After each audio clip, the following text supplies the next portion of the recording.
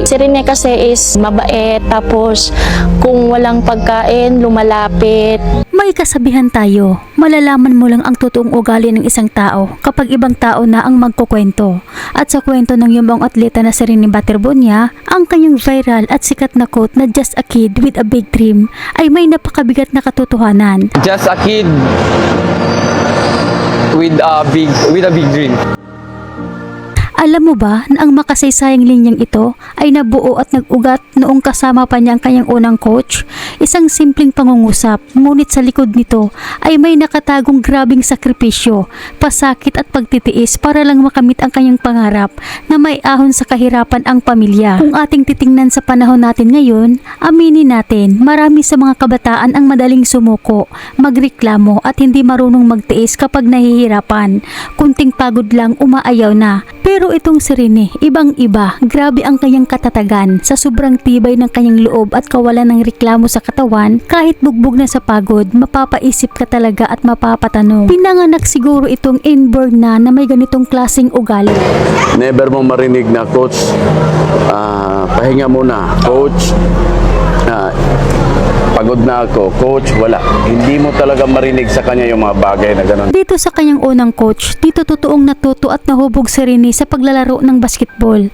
Dito rin nasaksihan kung gaano siya katindi at kadeterminado bilang isang manlalaro at bilang isang anak. Isang kwentong napakatindi na mapapaluha ka na lang talaga kapag mapakinggan mo ang buong detalye mula sa taong nakasama niya. Kaya naman sa video na ito, hindi ko na patatagalin. Ipaparinig ko na sa inyo ang mismong video ng tatlong tao na nagbahagi kung anong klaseng puso ang mayroon si Rene, isang miyembro ng Philippine Sport Commission, na ibinahagi ang kwentong naiyak daw ng iyak si Rene noong umalis patungong Davao para mag-aral at ang mga katagang binitawan nito na kung hindi lang kami mahirap, hindi ako aalis ng Agusan. Kasama rin ang aktual na video ng kanyang unang coach na nagturo sa kanya at nakasama niya sa pagbuo ng kanyang pangarap at ang kanyang guro na halos mangiyak-ngiyak pa rin hanggang ngayon habang inaalala ang kanyang walang pantay na kabaitan. I'll tell you a story why.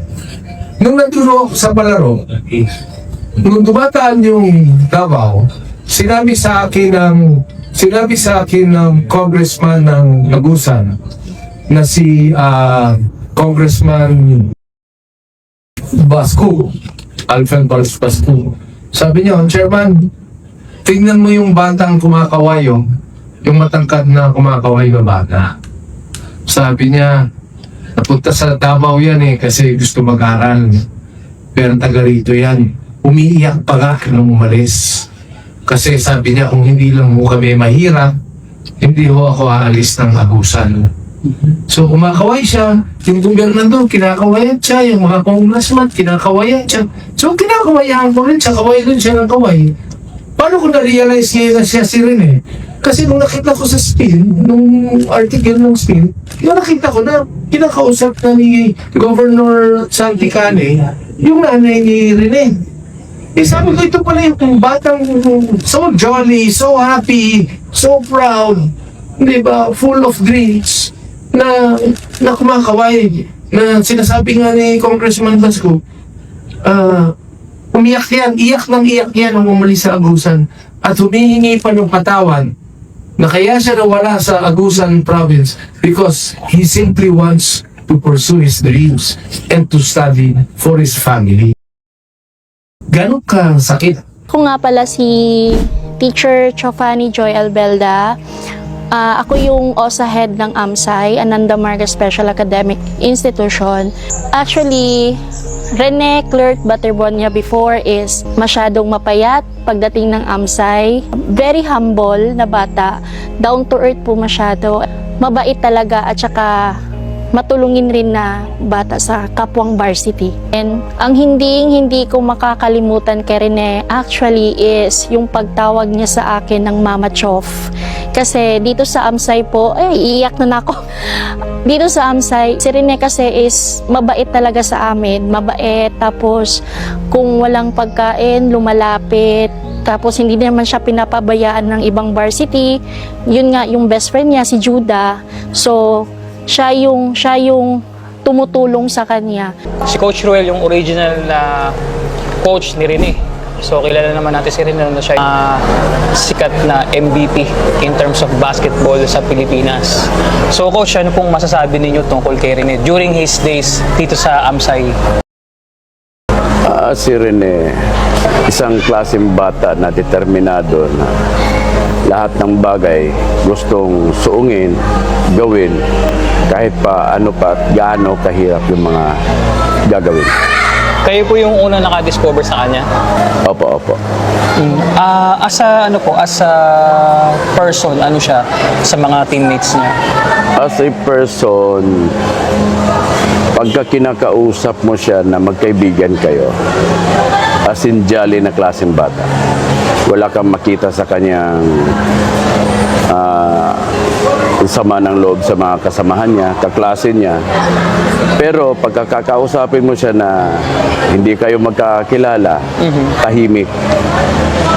Pili lang yung salita, bilang lang din yung mga salita na binibitawan. So coach, ano po yung isa sa mga pinaka-mamimiss mo kay Rene?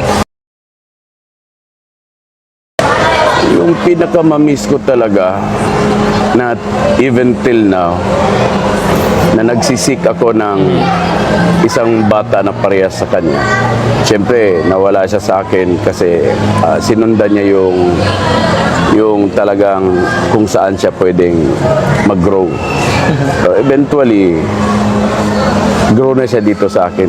Ang nagbago lang talaga sa kanya is yung physical appearance nagkaroon na ng laman. Kasi bibinata na no? Pero during that time nang umalis siya, built na eh. Pero kung may namimiss talaga ako sa kanya, is may mga practices kami na 5 hours, 3 hours. Dito sa court na to? Itong court na to. Ayan, pakita ko lang yung court guys ha. Ayan, so ito yung ring kung saan nag-ano si Rene, no? Yan yung mga ring na yan. Tama ba coach? Opo. Ayan. So, sa mga practices na yan, never mo marinig na, coach, pahinga muna. Coach, pagod na ako. Coach, wala. Hindi mo talaga marinig sa kanya yung mga bagay na ganun. Kasi, lagi kong sinasabi sa kanya, walang imposible sa lahat ng nangangarap. Yung salita niya, I'm just a kid with a big dream. Yan yung salita sa Tagalog na binitawan ko sa kanya. Nasabi ko, kahit bata ka, mangarap kang malaki. Which is nandun na siya actually, di ba? On his way na nga eh, no? So, hindi ko sukat akalain na sa maraming laro namin, napunta kami kung saan-saan na maglalaro. Panabo. Panabo. Ini-expose ko kasi siya, especially ang isang bagay na maalala ko talaga sa kanya. Nagkaroon ng something sugat sa paa niya na maga. Kahit magang-maga yan, sabi niya, sabi ko, hindi ka na pwede maglaro. Pero gusto niya pa rin maglaro. Determinado. Determinado talaga. Though, kahit na nakuha lang namin is first runner-up, kasi nga, doon sa sugat sa paa niya. Oo. Pero ang kagandahan talaga, kahit ano pa mangyari, andyan siya tatayo para sa mga kasama niya at sasabihin niya, okay lang yun, at least pinakita natin kung gaano tayo kalakas. Kasi kung hindi tayo malakas, hindi tayo aabot ng championship. Talagang determinado. Ganun talaga siya. So, nasa kanya na yun na ugali na kailangan lumaban. Kailangan lumaban lagi. Kasi sabi ko, habang nagtitraining kami, unang takbo nga niya dito, hindi pa marunong. Dito? Itong court na to. Oo. Backpedal niya, natuwad pa yan eh. Kasi nga, hindi pa marunong. Pero kalaunan, natutunan niya. Ang alam niya lang na push up hanggang 5, pahirapan pa eh. Pero kalaunan, kaya niya na 300. Oh, grabe. Oo, straight yan. Hanggang nagkaroon kami ng mga drills from Manila style. Kaya lumapad yung katawan niya. Nang maglaro na kami ng PSL, yun na. Kinausap na siya ng ADO. That was the time na kinausap na ng ADO, pinuntahan siya doon sa Talakugon. Kasi right after na second runner up kami sa PSL. Naglaro siya ng Inter Governors Cup. Mayroon po ba kayong mensahe para kay Rene? Meron ka bang gustong sabihin sa kanya? Kung meron man, may mga bagay tayo na pinag-uusapan madalas. Kahit na nasa ado ka na, palagi ka rin pumupunta ng bahay, nagpapaturo ka pa rin, hindi natapos yung ugnayan natin. Matutulog ka doon ng 5 araw, 2 araw, 1 araw. Lahat ng mga hinanakit mo, kinikwento mo. Lahat ng gusto mo, kinikwento mo. Gusto ko lang ipaabot sa'yo, lahat ng yon magiging kayamanan ng alaala ko sa'yo.